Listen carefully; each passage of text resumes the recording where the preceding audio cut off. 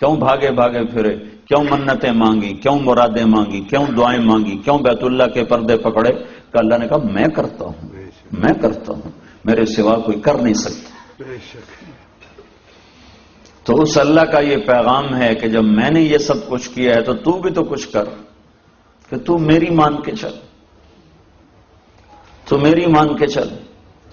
یہ تمہاری اولاد ہے، تو میں نے کان سے پکڑ کے کہا تو یہ کرو، یہ نہ کرو، یہ کرو، یہ نہ کرو، تو آگے کوئی ہیل حجت کرے تم کہتے ہو چپ رہو، جو کہا جائے وہ کرو، جو کہا جا رہا ہے وہ کرو، تم ابھی چھوٹے ہو، تمہیں پتہ نہیں۔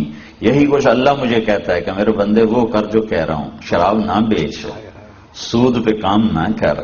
تم کہتے ہو گزارا نہیں ہوتا، تو اللہ کہتا ہے تمہیں خبر نہیں، مجھے خبر ہے۔ تم چھوٹے بچے کے سے تو اپنی مرضی کروا لیتے ہو، ممکن ہے تمہارا بچہ تم سے صحیح بات کر رہا ہو اور تم غلط ہو، لیکن تم بڑے ہونے کے دعوے پر اپنے بچے کو اپنے تابع چلاتے ہو، تو میں تم سب کا بڑا ہوں اور مجھ سے بڑا کوئی نہیں۔ میں کہتا ہوں یہ کام مت کر، تم کہتا میرا گزارا نہیں۔ کیسے کہتے ہو؟ اس کے بغیر کاروبار نہیں چلتا، یہ تم کیسے کہتے ہو؟ تو دو چیزوں سے اللہ نے انسان کو بنایا، ایک جسم، ایک روح۔ روح اللہ کا امر ہے، وہ آتا ہے تو زندگی وجود میں آتی ہے، اور اس کے بارے میں خاموشی ہے۔ یسألونک عن الروح،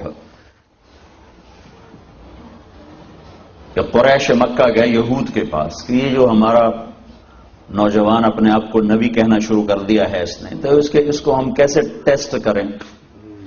تو یہودیوں نے کہا اس سے 3 سوال کرو، پوچھو ذوالقرنین کون ہے، پوچھو اصحاب کہف کون ہیں، پوچھو روح کیا ہے۔ وہ 2 کا جواب اگر دے، ذوالقرنین اور اصحاب کہف کا قصہ سنائے اور روح پر خاموش ہو جائے تو وہ نبی ہے، اور اگر روح کا بھی فلسفہ بتانا شروع کر دے تو پھر وہ جھوٹا ہے۔ تو اب یہ اخنس بن شریق اور عاص بن وائل، یہ عرب سردار جا کے ملے تھے، یہ بڑے آئے گھوڑے دوڑاتے ہوئے کہ محمد تم سے 3 باتیں پوچھنی۔ صاحب نے کہا پوچھو۔ کہا اصحاب کہف کون ہیں؟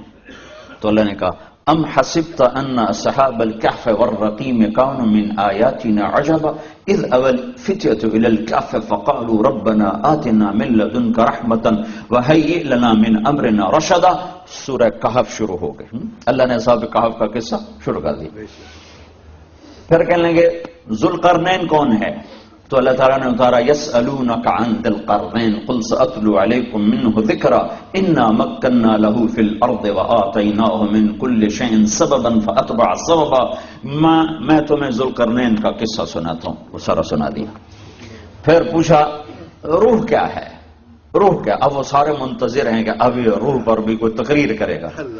روح وہ تو ما ینطق عن الہوی، میرا نبی خود تو بولتا ہی نہیں تھا، وہ بولتا تھا جو اللہ بلواتا تھا۔ ایک صحابی کہنے لگے یا رسول اللہ، عبداللہ بن عمر، میں آپ کی باتیں لکھا کرتا ہوں، کبھی کبھی آپ غصے میں ہوتے ہیں، اس وقت بھی لکھا کروں۔ انہوں نے یوں سوچا کہ جیسے ہم غصے میں اوپر نیچے ہو جاتے ہیں، تو اللہ کا نبی غصے میں، کیا اللہ کا نبی غصے میں بھی صحیح بات کرتا ہے؟ یہ ان کو دھوکہ لگ گیا۔ تو یا رسول اللہ آپ غصے میں ہوتے ہیں، اس وقت بھی میں لکھا کروں؟ تو آپ نے کہا اکتب فوالذی نفسی بیدہ، لکھ اس ذات کی قسم جس کے قبضے میں میری جان ہے، لا یخرج من ھذا، یوں کیا الا الحق، لکھ کہ اس ذات کی قسم جو میری جان کا مالک ہے، اس زبان سے حق کے سوا کچھ نہیں نکلتا، ہر حال میں حق ہی نکلتا۔ یسألون، روح کیا ہے محمد؟ تو آپ نے کہا، تو اللہ نے کہا یسألونک عن الروح، یہ پوچھتے ہیں یسألونک عن ذی القرنین قل سأتلو علیکم منہ ذکرا، یہ کہتے ہیں ذوالقرنین کا سن، یہ کہانی ہے ذوالقرنین کی۔ یہ کہتے ہیں اصحاب کہف تو سن، ام حسبت ان اصحاب الکہف والرقیم كانوا من آیاتنا عجبا۔ اب یہ کہتے ہیں روح کیا ہے؟ یسألونک عن الروح قل الروح من امر ربی وما اوتیتم من العلم الا قلیلا۔ ختم۔ یہ کہتے ہیں روح کیا ہے؟ تو آپ ان سے کہیے کہ روح میرے اللہ کا امر ہے اور تمہیں بہت تھوڑا علم دیا گیا ہے۔ بات تو ٹھیک ہے، پر مانیں گے نہیں، ہیں مانے پھر بھی نہیں ہے۔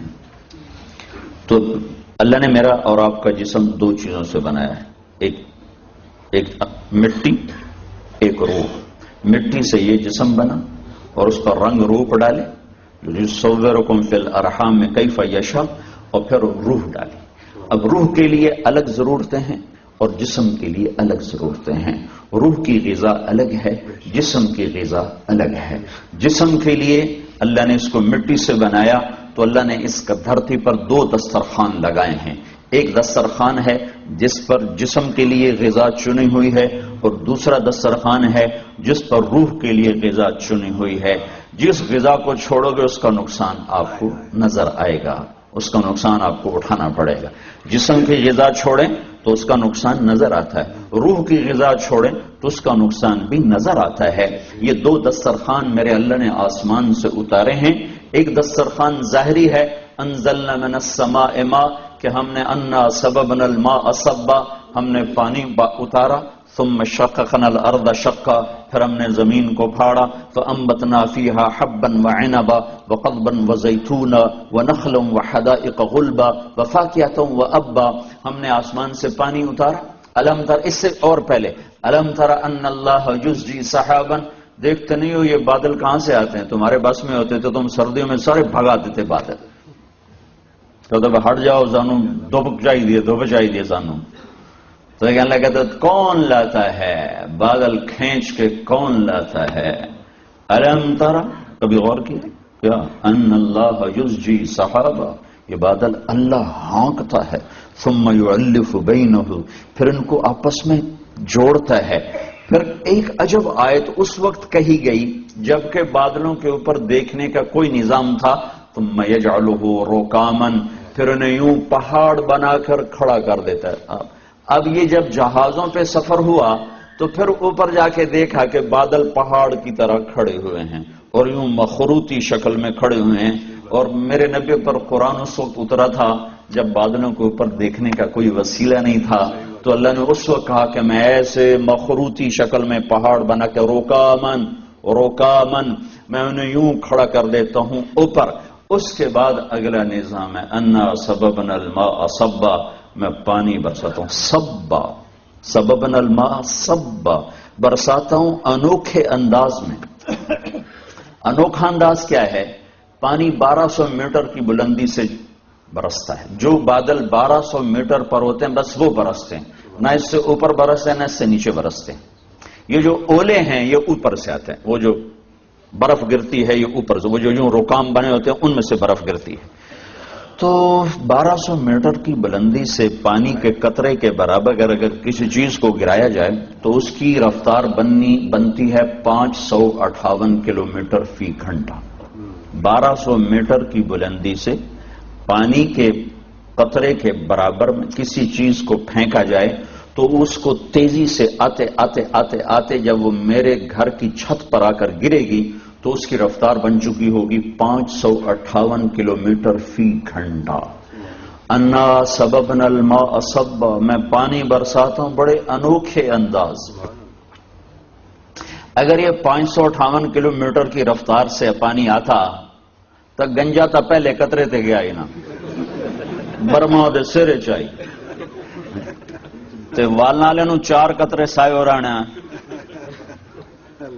تو مولانا جو ابھی فخر فرما رہے تھے ہماری مسجد، اس کے لنٹر میں ایسے سوراخ پڑتے کہ تہ تک بنیادیں اکھڑ جاتی، چونکہ بلٹ کی رفتار، گولی کی رفتار ہوتی ہے 1700 کلومیٹر فی گھنٹہ، جو گولی نکلتی ہے کلاشنکوف سے، پسٹل سے، اس کی رفتار ہوتی ہے 1700 کلومیٹر فی گھنٹہ۔ تو 1200 میٹر سے جو پانی گرتا ہے اس کی رفتار ہونی چاہیے 558 کلومیٹر فی گھنٹہ، تو آدھے سے تھوڑا سا کم کا فرق بن جاتا ہے۔ تو یہ تو ہمارے سینے چیر کے رکھ دیتی۔ اللہ تعالیٰ آپ کو کچھ بھی نظر نہیں آتا، صاف فضا نظر آ رہی ہے، آپ کو سڑک پہ سپیڈ بریکر نظر آتا ہے تو آپ کی گاڑی کی رفتار گھٹتی کہ نہیں گھٹتی؟ ٹھک پھر ٹھک پھر ٹھک، آہستہ آہستہ گھٹتی جاتی ہے۔ تو 1200 میٹر میں اتنے سپیڈ بریکر اللہ نے پانی کے لیے بنائے ہیں کہ بارش کے قطرے ان سے ان سے ٹکراتے جب آپ کے سر پر، میرے سر پر، مسجد کی چھت پر اور زمین کے فرش پر جب وہ گرتے ہیں تو ان کی ٹوٹل رفتار 8 کلومیٹر فی گھنٹہ ہوتی ہے۔ 550 کلومیٹر کو